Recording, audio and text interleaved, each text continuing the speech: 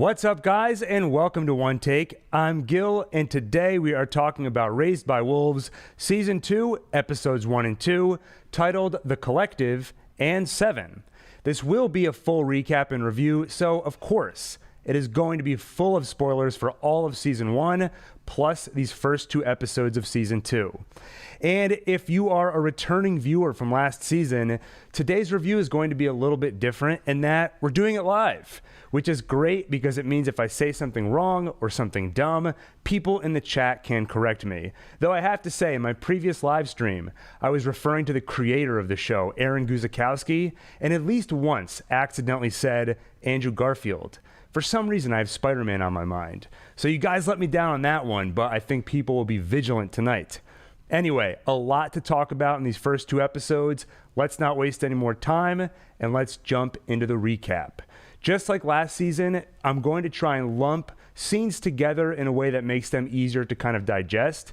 So I'll try to talk about all of the Marcus scenes together, and then all of the Mother and Atheist scenes together, and then I'll go back and forth as necessary when the 2 stories start to intersect. So let's get into the recap. First, I have to say the previously on that they showed at the beginning of the episode, kind of recapping what happened in the first season, was really well done, especially in the second half. They used that operatic score, and forgive my pronunciation, but I believe it was titled Ombra Maifu, and it gave it this really poignant feel. It just felt like they put more effort into the previously on than you usually see for TV shows. Though, one thing I want to call out, they showed one scene where Marcus, after he was forced to eat the necromancer eye, he looks up and he says, "Soul, help me get my son back." Then the atheist arc appears, he says, "Thank you, Soul," and kind of walks off into the sunlight. Now, correct me if I'm wrong, but I don't believe that scene was actually shown last season. I went back and looked for it, and I wonder if that was a kind of deleted scene or just something they added in. But either way, after the previously on, we get into the episode, and right off the bat, we see that there's a new status quo. A few months have passed since the atheists arrived. They were in much better shape than the Mithraic that crash landed thanks to Mother's intervention, so the atheists were much more powerful and have taken control of the planet. The remaining Mithraic are basically forced laborers now, with bombs strapped to their backs, so if they disobey, the atheists can blow them up. And the atheists are all taking their orders from the Trust, a sort of quantum computer, which we will definitely talk more about in a few minutes. Now, one thing I never get sick of on this show is the pure audio-visual spectacle of it. I never get sick of those sweeping shots of Kepler 22b, this alien landscape, they always have it coupled with this unsettling, foreboding score. I think if you turn on the closed caption, the word they use is unnerving score, which is a very accurate description. I think even if you were to close your eyes and just listen to this show, you would feel transported to an alien world. So that was one thing that was, it was sort of a refresher. I kind of forgot about that, being away from the series for so long. Anyway, the atheists and their forced Mithraic laborers are gathering food when they come across Mother and Father. We see them find Mother, and we hear over the radio that they also found Father. Now, of course, it'll be up to that supercomputer, the Trust, what to actually do with Mother and Father, which causes some disagreement among the atheists. On one hand, you have Cleaver, who trusts the computer implicitly and trusts that when the time is right, it'll pass the baton on to the humans. On the other side, you have Tamerlane, who's sick of taking orders from a computer. He thinks the computer hates them, and he wants to think for himself. Now, the atheists get to work on Mother. They assume that she's just a normal service model, but as they start digging through their innards, they realize that she is much more than that. She's a necromancer, which means she's dangerous, and the atheist working on her dies horribly. Now, very often, this show harkens back to the Alien franchise. I don't think there's an actual connection there. I think Aaron Guzikowski is just influenced by great sci-fi created by Ridley Scott.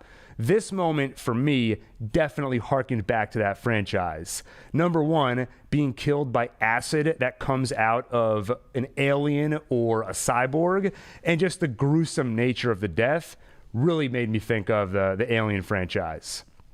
During this, Mother, or Lamia, wakes up, holds Cleaver at gunpoint, but the trust comes on and tells him to bring her to the computer. And finally, we get to meet this quantum computer. And we quickly learn that it too was created by Campion. So in a sense, the Trust and Mother are siblings. Now, first, I have to say I love the look of this computer. It's this great and strange mix of biology and mechanical. It makes you believe you're truly getting a peek at this sort of supercomputer, a technological god that could be built centuries from now.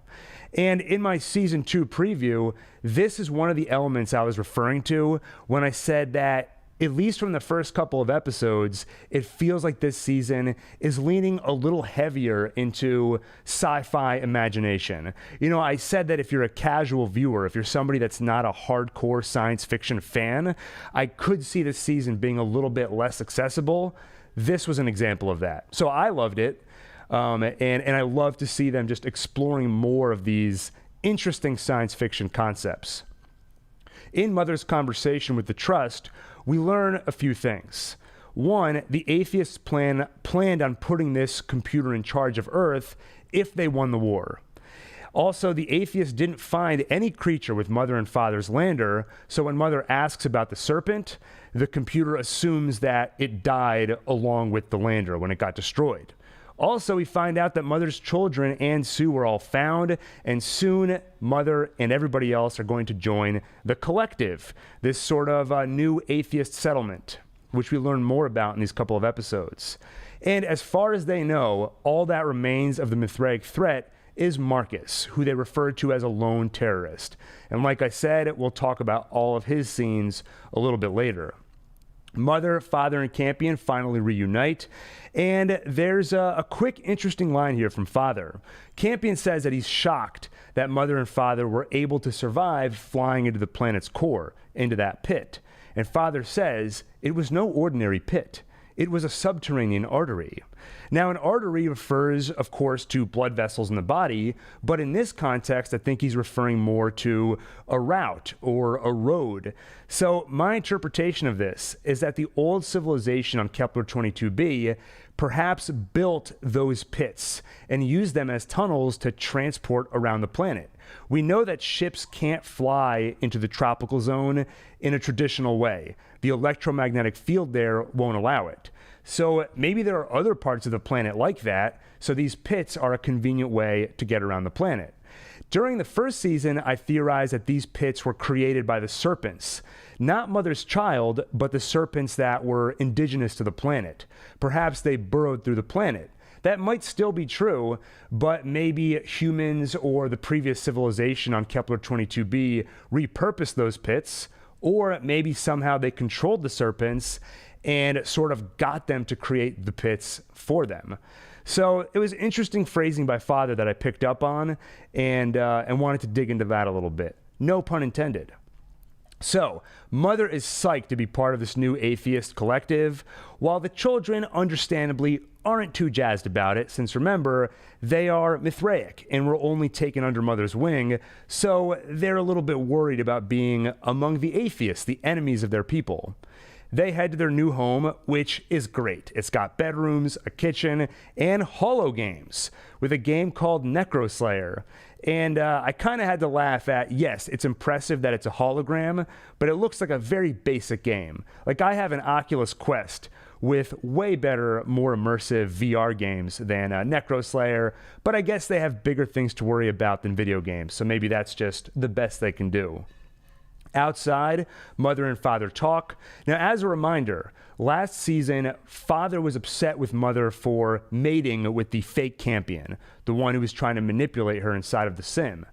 And as a result, every time he was around her, he felt he felt jealous, he felt frustrated. So he threatened to erase all of his memories so he would no longer feel upset around her. essentially the premise of Eternal Sunshine of the Spotless Mind. But Mother is happy to hear that Father has decided, at least for now, to hold on to his memories. Now, if you listen to my preview of the second season, I reiterated one of my criticisms of the show from season 1, which is that I don't feel a lot of emotional connection to most of the human characters. But every scene with Mother and Father, I feel everything I'm supposed to feel. So here, I felt Father's peace with what Mother did and his hope for a future together with her. With Mother, I felt a genuine desire to make things up to him. And looking at some of the other reviews out there, I've seen that I'm definitely not alone in feeling that these two androids, Mother especially, are kind of the emotional core of the show. And after watching these couple of episodes, I was thinking about why that is. What is it about Mother and Father that, for me, is so much more effective than the rest of the characters? And I think it comes down to 3 things. One, just the great acting from Abu Bakr Salim and Amanda Collin. And again, forgive me if I got any of that pronunciation wrong. Number 1, so just the great acting. But number 2 is the pacing. For Mother and Father, their transition, especially for Mother, was a much more gradual process. We've slowly watched them become more and more human over the course of a season. Versus if you look at some of the human characters like Marcus and Sue, their transitions tend to happen very quickly. For example, you take Sue, who in the first couple of episodes of season 1 was very reluctant to take on this adoptive son, Paul.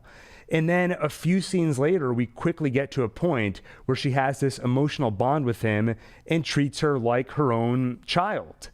And I buy that emotional transition would happen, but when you don't witness it, when you don't see it the way we've seen Mother and Father transform, at least for me, I don't feel it quite as much.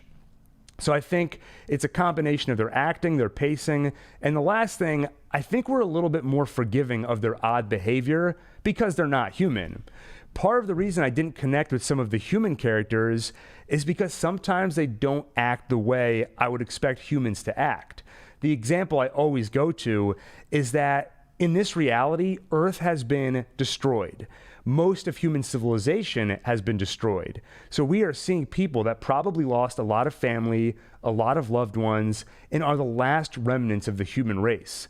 But I never really see that on their face. I never see much grief from them. And that's always been a little bit of a barrier for me with this show, and part of the reason why I don't connect with the humans as much. Now, when you talk about Mother and Father, again, they're androids, so if they seem a little off, we kind of go with it. Anyway, Mother, Sue, and the children get acclimated to their new home, and we see, like we mentioned earlier, that not all the atheists are happy about the Mithraic getting treated so nicely. Mother wonders where the artists and intellectuals are, and Sue explains that those are not the types of people who survived the war. So that was a small comment, but I appreciated it because, number 1, this is just such an interesting world that Aaron Guzikowski has crafted. And like I've said many times, it does feel like he's thought through this very detailed reality and is just showing us little slivers of it. So I always want to see more about it. And here we're learning a little more about the fallout from the war. Also, this may explain a little bit of what I was complaining about just a minute or two ago. Why aren't we seeing a lot of grief from these people? Well, these are the type of people who would survive a war. They are war-hardened people focused on survival. So I would love to dig a little bit more into this and kind of the effects on people and the effects on civilization, this massive Earth-encompassing war. So even though it was just one line, I really appreciated it there. And going to the chat for a moment, Shashank says, video game graphics get worse in the future. Yes, they get worse, but we don't have holograms today, so in some sense they do improve. Mariella says the father actor is incredible.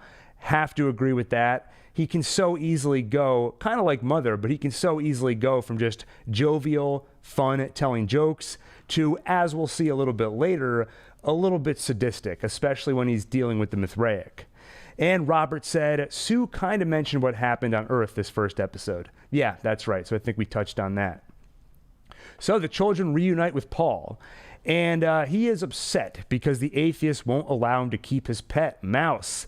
And not surprisingly, he wants nothing to do with Sue. In case you need a reminder, she killed his mother and took her place. So that's a pretty traumatic experience. And I don't want to harp on it too much, but that would just be one more example of Paul is annoyed with Sue. He's frustrated with her, but I just don't feel like I'm seeing the kind of trauma that would have on a child. But who knows? Maybe it's the way the Mithraic children are raised. They just deal with familial relationships and trauma a little bit differently. Later, we get a very interesting conversation between Mother and Sue. So Mother, or Lamia as she's going by, asks how Paul learned the truth that Sue is not really his mother. And she explains how a voice, who Paul assumes is Soul, told him all about it. And then Mother shares that she heard a similar voice and theorizes that there's some kind of a transmission on the planet that both humans and androids can hear. And Sue becomes determined to find that transmission, find the source of that signal. That is one of the main mysteries on this show that has me intrigued. And all last season, I was theorizing that there is some kind of intelligence on the planet, probably an extremely evolved AI, maybe something that started like the Trust, this quantum computer that has since become so powerful over tens of thousands of years. And it's great to see the characters finally openly discussing it, and now somebody is trying to actually find its source. So I'm excited to see how that develops over the season. Then Mother and Campion talk. So she's putting some pressure on him. She wants him to become an atheist leader, and he doesn't necessarily want that to happen. And I'm interested to see how this develops, because I have a couple of questions. One, does Mother truly think Campion has what it takes to be a leader? Has she done the logical calculus to say he is the right person to lead the atheists? Or is this her judgment being clouded by being his mother? Or is it some leftover programming that says she is meant to foster one of her children into the leader? We also don't really know if Campion has leadership qualities. He claims to have led the group in Mother's absence, but that happened between seasons. We didn't really get to see that. And from what we saw in season 1, he tended to be a little emotional. I'm not sure. He was very young, so he has potential to be a leader, but I just think the jury's still out. So there's a conflict here between Mother's expectations of him, Campion's desires for what he wants to do, and Campion's actual abilities if he does try and go the route of becoming a leader. So that's one of the conflicts that has me interested. The next day, we see a little bit more of the atheist culture, where everybody in the collective is assigned a task for the day. And the children all get assigned the same job, which is to go and gather food. Now, there was one line here I have to call out because it gave me a little chuckle. While they're waiting in line for their assignments, Campion asks, "What are we doing?" And Hunter says, it's called waiting in line. Welcome to the future, idiot. So it was an amusing line, and also made me want to see more of the other children, because they've really been kind of background players, not very strongly developed. And I think there's a lot of potential there because they're in an interesting position. They were part of the Mithraic culture. They were raised there. Now they're being led by a necromancer that's been turned atheist. They're being put into the atheist collective. And then even within the group, there's interesting conflicts because Tempest no longer considers herself Mithraic. So these are interesting characters. And I feel like we're seeing a little bit more of them these first couple of episodes, but I would love to see more. We see a girl being punished, having to repeat a mantra about her wrongdoing and the remorse she feels. So as we'll learn, the atheists are very strict if you step out of line. And like I said, all of them are ordered to go gather food, except for Mother, who's been sent to the tarantula to teach the children. And she replaces a Carl-like robot. And it was great to see that actor, Carl Nell, return. If you need a reminder, he played a sort of medical android last season, and I just loved his character. So it's good to see that he'll be popping up here and there again. While they're gathering food, Father and Vita find markings in a cave and find some mysterious buried remains. Now, I think we've got a pretty good idea what those remains are, but some of that is based off of things that were revealed in the trailer and things that were revealed in a Deadline article before the season already came out. So if you are extremely spoiler averse, I'm not going to say anything more on the topic until the end of the video, and then we'll talk a little bit about what those remains likely actually are.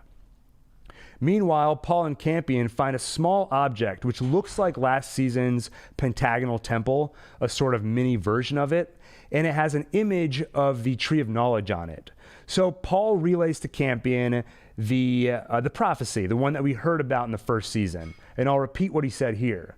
An orphan boy in an empty land will wield the sword forged in Saul's light, and with it he will lead his people to the Tree of Knowledge. And all who eat from it will be made pure, and there they will build a city of peace, and the prophet will be made its king. And Paul believes that he is that orphan boy, and that this relic has something to do with that prophecy. And by the way, going to the chat for a second, Mariella says, yes, that android was comical and creepy at the same time. Good combo. And she's talking about Carl, that android, one of my favorites. Paul also is a little worried that Campion is getting a big head, buying into Mother's plans for him to be an atheist leader, but Campion denies it. He says that he believes many things. He is not an atheist. He just doesn't believe things in the same way that Paul does. In fact, that voice that Paul heard, who he thinks is Saul, Campion says that voice is not to be trusted. In fact, that voice told Campion to kill himself. And I have to pat myself on the back here because there was a fun little auditory controversy, a kind of Yanny Laurel situation last season with this line when the voice is speaking to Campion. Most of the internet heard the voice say, "Kill your father." Even the closed captioning, if you turn them on, said, "Kill your father." But I was so certain that it said, "Kill yourself." And in my interview with Aaron Guzikowski, I asked him for clarification, and he said, yes, the line is in fact, "Kill yourself." And I like to believe he included that line here because I asked him about it in the interview. I have no basis for saying that, for sure, but I like to believe it. On the other hand, Paul points out that maybe Saul isn't all bad because the voice, after all, told him the truth about his parents. And Campion says, are you really better off? If Saul hadn't told him that, Paul would still have parents, even if it's sort of a lie. There's a rule that they need to turn in any relics that they find, but Campion agrees that he won't tell anybody about Paul's new relic if Paul agrees not to tell anybody about an egg that Campion found, which Campion hopes they can keep, and whatever hatches from it, they can hold on to as a pet. Meanwhile, Mother does some arts and crafts with the children, and they each paint an egg. One of them paints a snake, and she says, "Don't make it scary." But the boy says, "It's not scary. It's beautiful. All living things are beautiful." And I appreciate that because apparently I was born in the year of the snake. And I thought that had some negative connotations. But if this boy is to be believed, snakes are beautiful.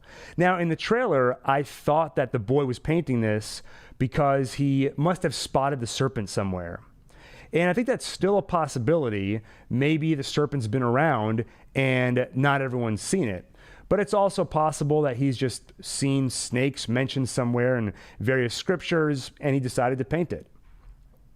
Later at the children's home, Paul theorizes that inside that little relic they found are seeds to plant the Tree of Knowledge. And meanwhile, outside, someone sets a fire in the shape of the Mithraic sun to let them know that they are not welcome. And that's where the mother and atheist story leaves off for the episode. Let's switch over to Marcus. So Marcus manages to take down an atheist bomber. Then he takes it over and flies to an atheist outpost, which he tries to bomb, but the weapon system was damaged from the crash when he took down the bomber. So instead he decides he's just going to ram into him. But the Trust is able to take over the bomber and instead send Marcus into acid water, which apparently exists on Kepler 22b. So it continues to be an awesome and very welcoming planet. Now, thankfully, as Marcus is sinking into the acid water, he manages to save himself with the help of a sort of laser grappling hook. Now, I have to say, this was the first time in the episode when I kind of cocked one of my eyebrows, because it starts off by saying that Marcus is 3,000 miles from the tropical zone. And so I wonder, how the heck is he going to get all the way over there and reconvene with the rest of the cast? And in the blink of an eye, he steals a bomber and flies over. And it just seemed comically easy for him to do that, and felt a little implausible that this atheist society that can build an extremely powerful quantum supercomputer has no security on the ship to ensure that the pilot is authorized to fly it. So it was a little bit silly. And then I've talked a little bit about how Marcus, at least in the first season, I said that Marcus used to be one of my favorite characters. But especially as he's become this kind of religious zealot, and his behavior has become so erratic and kind of hard to understand, it's become more difficult to relate to him. And this was an example of that, because what is his plan here? So first he tries to attack the atheist settlement out in the open. So at best he would do a little bit of damage and then definitely get taken out after that. Plan B is he'll just kill himself by flying into them, maybe do a little bit of damage, but definitely die, and maybe take out a few atheists with him and potentially end the Mithraic line there. So it just felt a little bit, I know he's a little bit crazy right now, but it felt so out there and hard to relate to. But having said all that, the whole sequence felt a little bit bizarre, but where we eventually get, I like, and I think makes total sense. Now he's near the tropical zone, he's hiding out, and he's trying to build a following in secret. So like I said, that felt totally appropriate, and it's interesting because now he can sort of sow discord in the atheist regime. We see a little bit of that with Tamerlane, and I imagine that's going to be a growing conflict as the season continues. Maybe there are others like Tamerlane who don't exactly want to take orders from a computer. The other thing to remember is that we don't fully understand the atheist culture. My feeling, and I think Aaron Guzikowski has talked about this in interviews, but it's not like Mithraism was the only religion back on Earth. So it's possible that atheist doesn't necessarily mean a total lack of belief. Maybe that's what they advertise themselves as, and that's kind of the core tenet of their culture. But I imagine that if you weren't Mithraic and you were just another religion, in that major war, maybe you end up on the atheist side. So there could be people with a proclivity towards belief that may want to go and join Marcus. So I like where Marcus gets to in this episode. I just didn't love how he got there. Once we're there, though, Marcus finds some Mithraic artifacts, and they look like those sort of ancient memory cards, like the one that Mother scanned that unlocked that flashback to that bizarre alien android creature spitting up white blood everywhere. So I'm hoping we get to see what's on some of those cards at some point. Then he finds a cave where clearly a man-made structure once existed, and they find a carving of the Mithraic sun. And I get excited anytime we see hints at the previous civilization that once existed on Kepler 22b, like the remains that Father found earlier. And I also love how nonchalant people are when they find these clues. You know, we've never seen a really genuine reaction where if we went to Mars, for example, and we found bodies and we found relics, it would be like, wait a minute, people used to live here? This is insane. It changes everything we thought we knew about history. But to be fair, this is an alternate reality where necromancers were built based on blueprints essentially handed down from God. So I think their bar for what gets them excited is a bit higher than ours. Marcus comes across some Mithraic that are attempting to escape their atheist bomb packs. One of them gets blown up, but he saves two of them, Decima and Vril, who is an android that Decima built in the image of her daughter, who she lost. Now, Marcus isn't too happy about this because, much like the Mandalorian, he has a strong distaste for robots, but he goes with it. Now, we learn that Decima is a quantum gravity engineer. She is Mithraic, but she was taken prisoner by the atheists and helped them to take over the Mithraic arc that got them here. In exchange, she was allowed to keep her cyborg daughter, Vril. Marcus decides that Saul led him to this place so he could build a flock of followers, and he is determined to convert all of the atheists. And we get a little window into his psyche, too. He talks about how, as a child soldier for the atheists, every night he dreamed of a better, peaceful world, and that's what he wants to build here. And going to what I said earlier, where I'm having a hard time connecting with Marcus, scenes like this, where he talks about his past, and we get a little window into his internal motivations, that helps. So I'm glad we got that exchange, and I'm hoping we dig into that a little bit more. And I'll also say that Decima very quickly buys into Marcus's grand vision. You know, she's ready to go along with him in building a flock. And at first I thought it's strange how quickly she decides to trust him. But after thinking about it a little bit, number one, he saved her and her cyborg daughter's lives. And number two, she is devout. And this is the first Mithraic that she's met who isn't a prisoner since leaving Earth. So I think she would be in desperate search for somebody that she can connect with in a really genuine way, somebody with shared beliefs. So in retrospect, after thinking about it, I do buy that connection, and I go with it. The episode ends, Marcus's story ends with him dreaming of Sue singing about Saul, but wakes up to find out that it's Decima, and then asks Saul to help free him from these thoughts.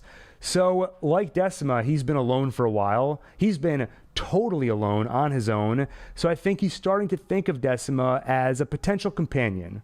And it also makes me curious what a reunion would look like between him and Sue, because both of them are such different paths now, but we don't know how long they were together on Earth, but they were together for a decent period of time on the Ark coming over here. They had some important shared experiences raising Paul together, so very curious to see what that reunion will eventually look like.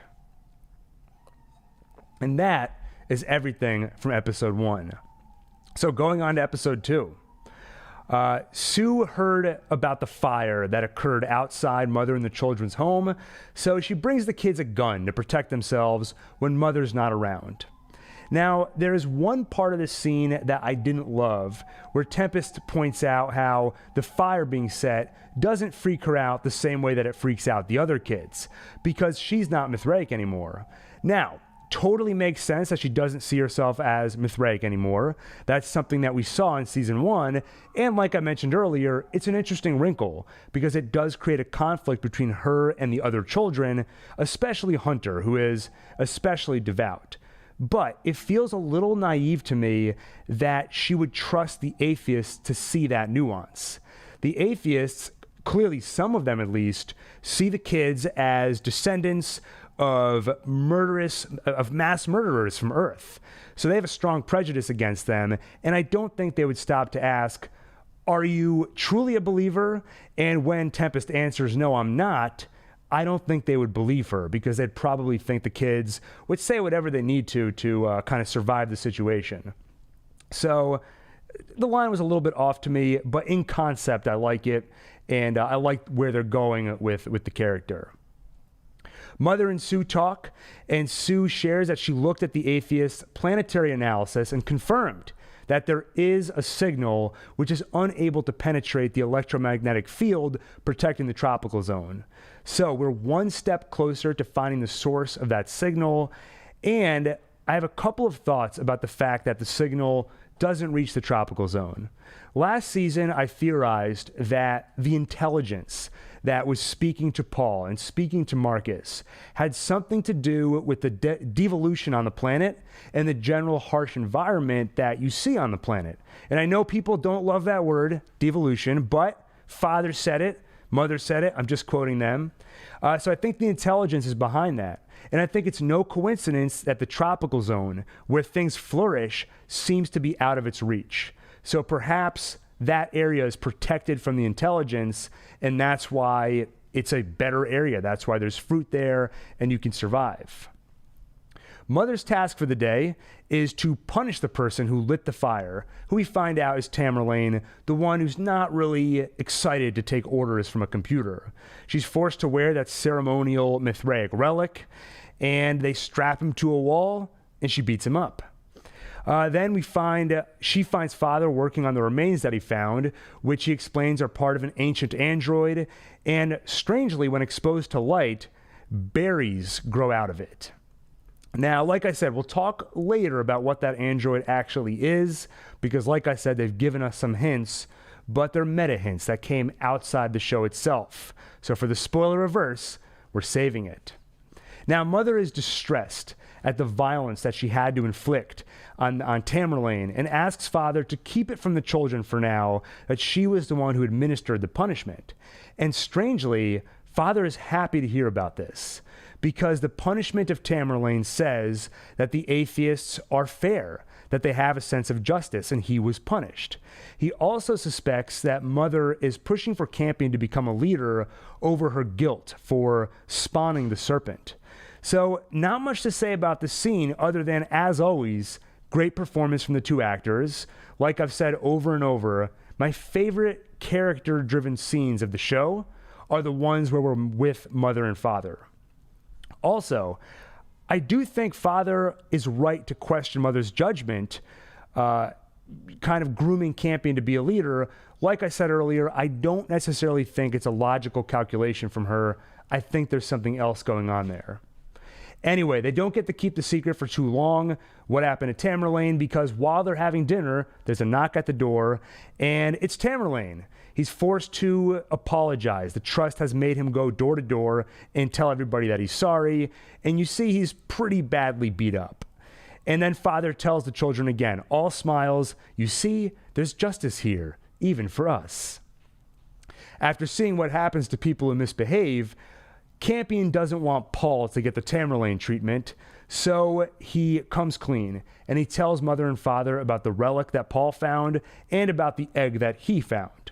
So Mother says that she kind of assuages Campion's worries. He's concerned that Paul's going to hate him for ratting out on him, so Mother agrees to take the blame and say that she found the relic herself. And she tells Campion that she needs to bring the egg back to the nest because it's not going to hatch without its mother. So Campion tries to do exactly that, but classic Campion, he trips and breaks the egg. Then he spots his sibling, number 7, the Serpent, and they look at each other. Meanwhile, back home, Paul tells Mother how much he hates her for kidnapping him, killing his people, and stealing his relic. Then they all notice that Campion is gone. So they go looking for him, and Mother finds him lying seemingly unconscious with the Serpent floating above him. Mother yells for it to get back, and it seems to listen and flies off. Now, if you listen to that scene, I thought I heard an inkling of Mother's old necromancer scream when she yelled, "Get back." That was not a normal yell. And it makes you wonder if, even without her eyes, some of that necromancer power remains. And I think it's unclear to us at this point to what extent are those eyes simply a key to unlock what's already inside her, and to what extent are they sort of a fuel source or something necessary to power her? You know, I'm not sure if we know the answer to that yet, but this definitely made me wonder about it. Mother runs to Campion, and suddenly something that looks like milk starts to drip from her body, from the 6 spots where the embryos were once attached. And we see this sadness in her eyes because her body is responding as though it needs to care for a newborn. And it's a good reminder that that serpent is her child, and she thinks of it that way.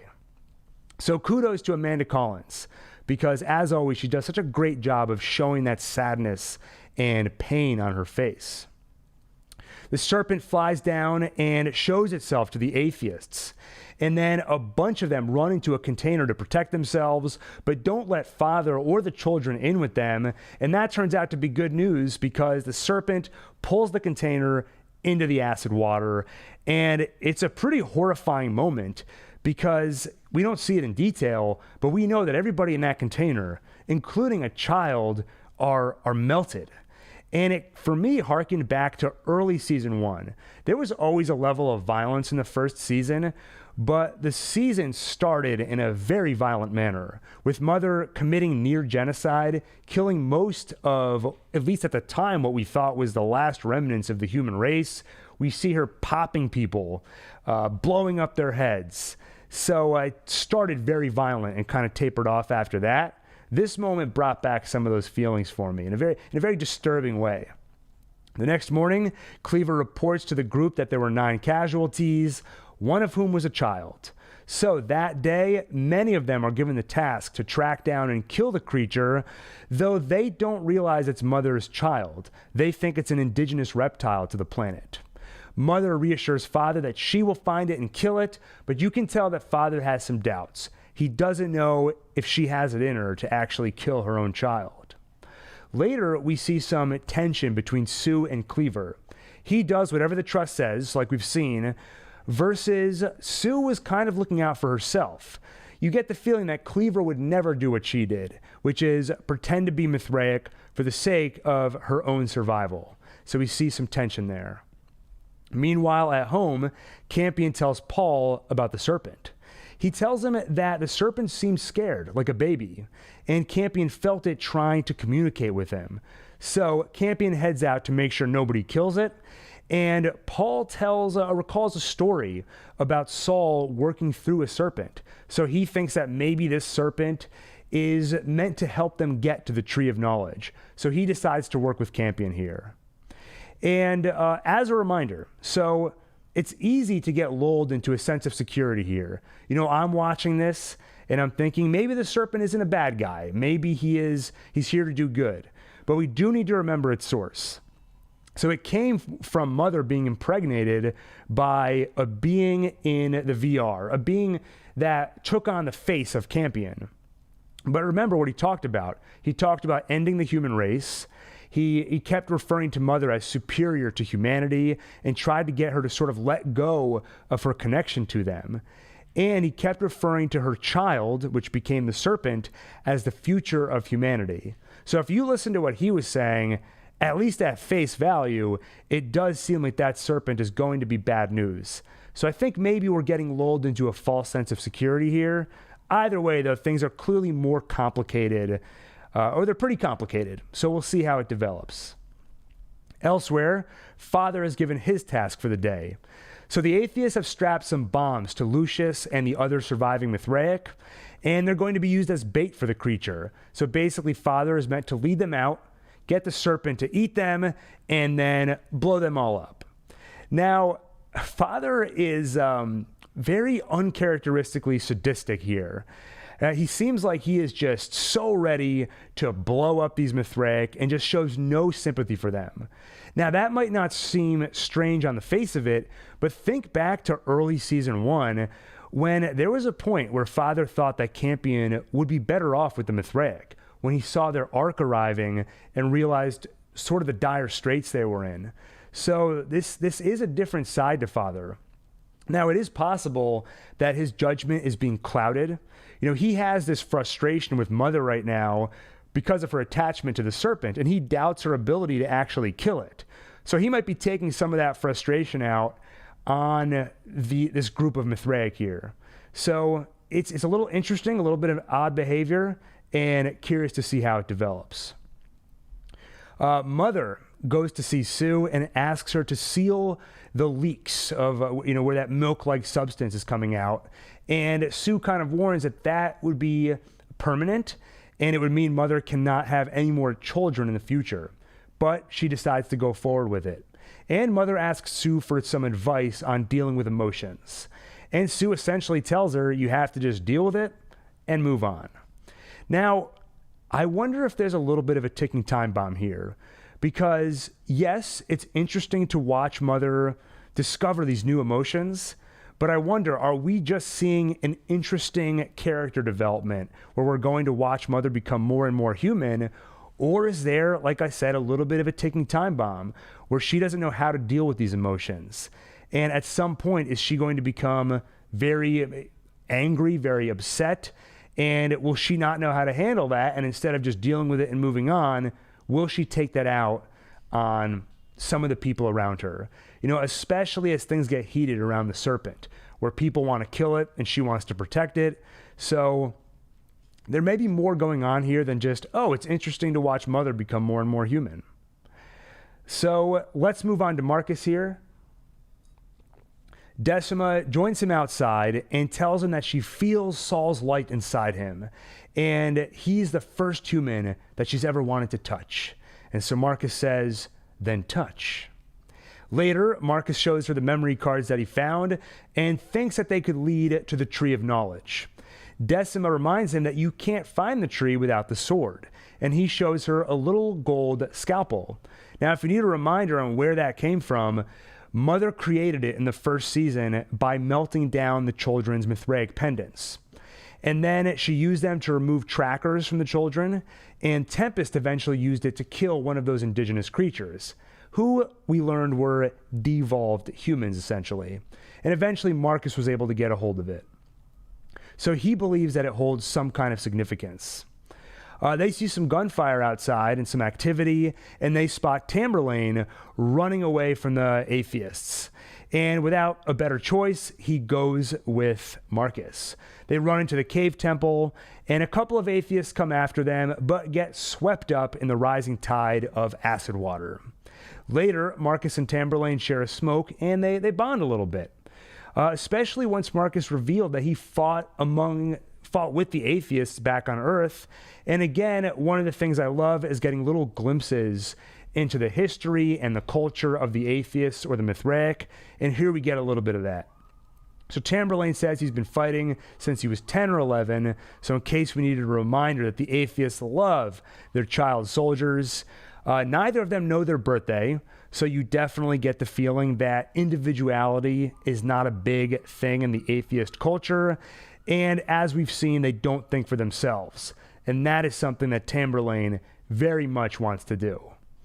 Now, there is an interesting conflict that's being set up here, because on the face of it, it's the Mithraic on one side, now led by Marcus. It's kind of an updated version of the Mithraic, where you can see Marcus as being less strict.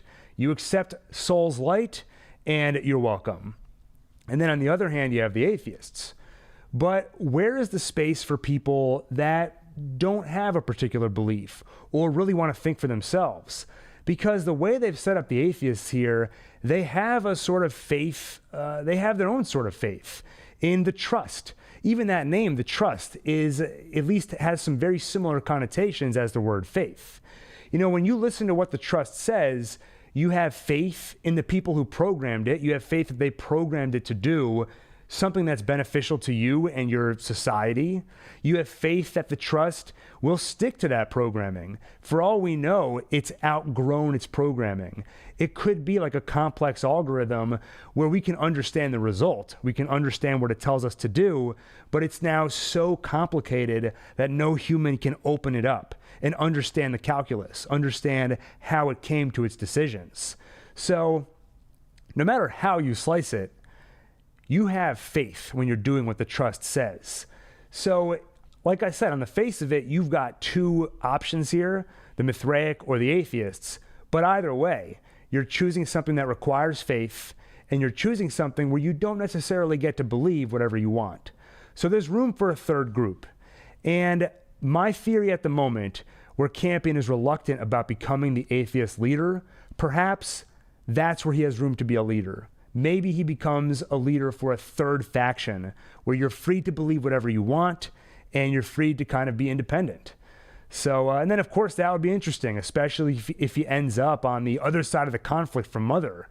She may be programmed to feel allegiance to the atheists. So if Campion strays away from that, could lead to some interesting places. So I kind of love what's being set up here. The bonding between Tamburlaine and Marcus seems to work because Tamburlaine volunteers to help them take down an atheist tank. They deactivate the tank, kill a couple of atheists that come running out of it, guns blazing, and one comes out with his hands up. But they hear the screeching of the Serpent in the distance, and he tries to use that distraction to fire at them, so Marcus kills him. And what's interesting here is that Marcus gets very upset. Saul brought him here to convert people, not kill them.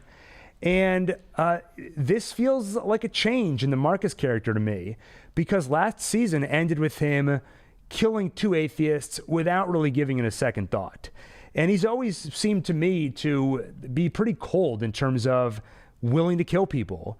So here he seems to be becoming more sympathetic.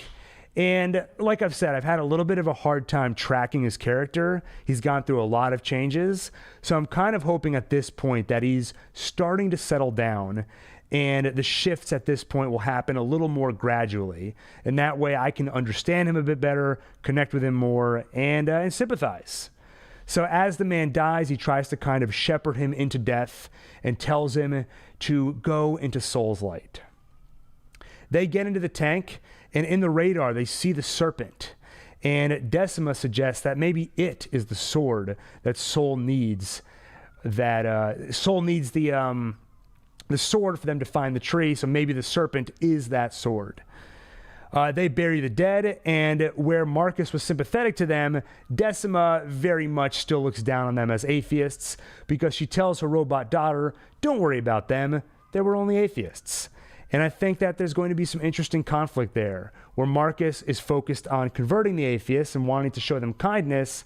I could see Decima wanting to go harder at them, especially after she's lived under their thumb for so long.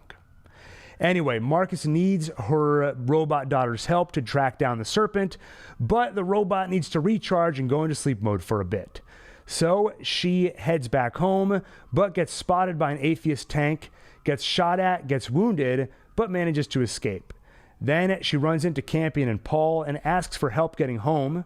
Paul wants to help her, but, Campion wants to help her. Paul just wants to leave her, and Paul kind of throws up his arms as Campion insists on helping her out.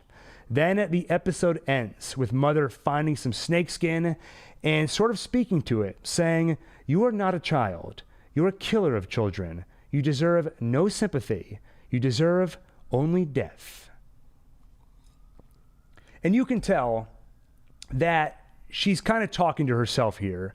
She is trying to convince herself that she needs to kill her child, that this thing is dangerous and it needs to die.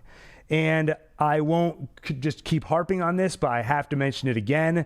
Amanda Collins' face here, she does a great job of showing that sadness and showing that inner turmoil at having to kill her own child. So she continues to be the MVP of the show for me.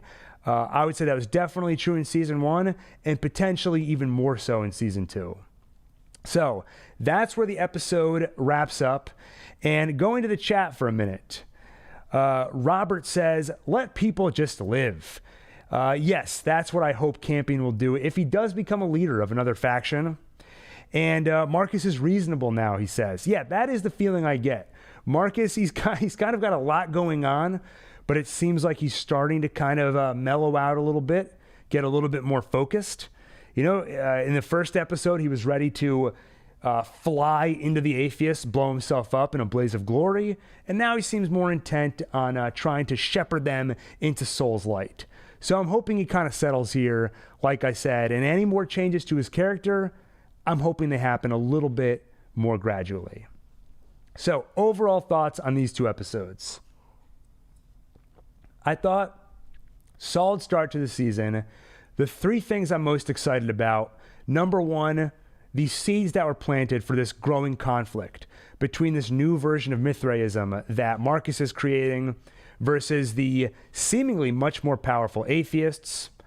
We've seen that Tamerlane made the crossover to Marcus's side. Who else is going to go over? Very, very curious to see that. The other thing I'm excited about is just learning more about the atheist culture, and I can't wait to spend more time with the Trust. We know that the Trust was built by Campion, and at least from season 1, my feelings towards him are positive. He seems like somebody that wants to do good, but it's just such a strange juxtaposition to see Campion, the creator of the Trust, and then Cleaver, the follower of the Trust, who seems so much more hardened. And you just don't see any sympathy radiating from Cleaver, where Campion seemed like a much warmer person. So I can't wait to spend more time with the Trust, and hoping we see more from Campion, either in flashbacks Or if you watch my season 2 predictions video from a while back, I think there's a chance that Campion Sturgis is still out there, and maybe we get to see him. Third thing I'm excited about is I feel like we're seeing some movement towards answers to some of the show's biggest mysteries. What is the nature of the Serpent? Where is that signal coming from? Like I said, they're now explicitly discussing these things. Sue is intent on finding the source of that signal. And if she finds it this season, maybe we start to get some solid answers on Sol or whatever being is pulling the strings on Kepler 22b. The one thing I'm hoping improves is the characterization of the human characters. You know, I won't harp on it too much. I gave a few examples of it in this review, but I'm just not really connecting with any of them. Maybe to some extent Sue. You know, I feel her pain when she's trying to connect with Paul. Her motivations are very clear. I understand them.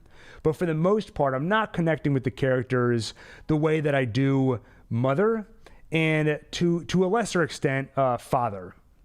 So that just continues to be a little bit of a barrier between me and this show.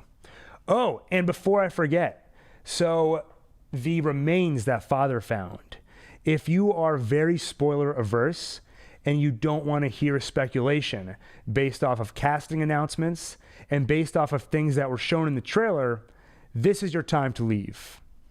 But if you're interested, stick around. So here we go.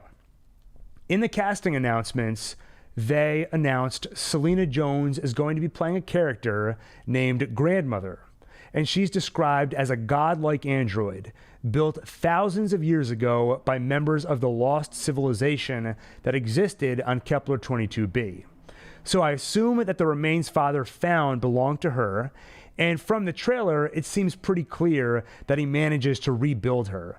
We see him dipping the remains in that white android blood, and then eventually we see what I assume is Grandmother connected to some wires with a sheet over her face. So it seems pretty clear that he's going to rebuild her and get her reactivated. And that is something I'm very excited to see. Just that description, a godlike android built thousands of years ago. So if they turn her on, this could be one of the biggest looks behind the curtain that we've gotten toward that lost civilization. If they can actually talk to her and she's open with them, discussing that civilization and discussing what transpired on this planet over the last tens of thousands of years, that is, I'm excited to hear that. And part of the reason I'm excited is because Aaron Guzikowski, the creator of the show, I would say has earned my trust. I don't think he's making this up as they go along. You know, it feels like every answer we've gotten so far has been satisfying. So I imagine the major reveals that are coming later will also be satisfying. So I think that's where we can wrap up. This is one of the things about doing it live. I can't cut out the little parts where I take sips of water. So you'll have to bear with me. But unless anybody else has any last comments or questions in the chat, I'll do a quick skim through here. I will start to wrap up.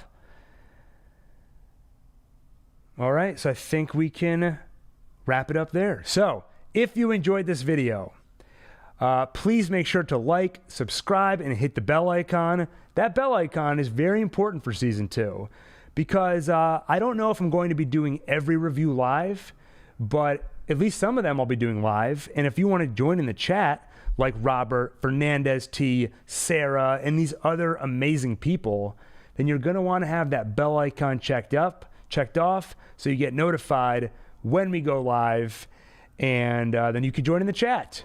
Also, I'll try to schedule them in advance as much as I can, so just keep an eye out for community posts, or you can always just check out the channel page, and once it's scheduled, it'll show up as, it'll look like a video, and it'll tell you what time it's premiering.